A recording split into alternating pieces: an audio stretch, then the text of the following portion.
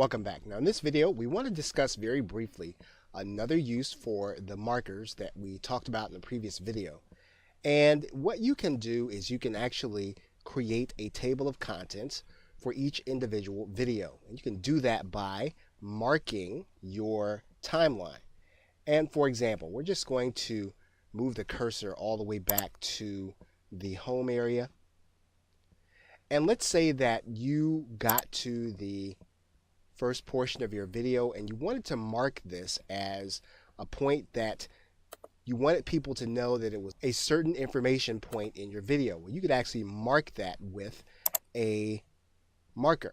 And obviously what you want to do at each marker point is you want to write in what the table of contents point is going to be. If this is going to be chapter 1, you want to write that in. And you can write it in as you edit.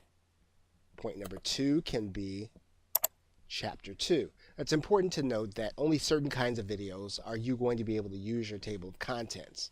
And let's take a look right now. In order to get to the final preparation of our video, we go to the share, we go to custom production, and then we click custom production. And what you're going to notice here is that Camtasia will give us the option of using a smart player. This is an option that we'll be able to actually use our table of contents.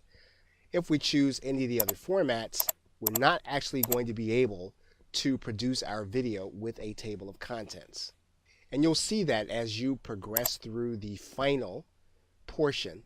And you'll notice here that this video can have a table of contents and have a searchable table of contents.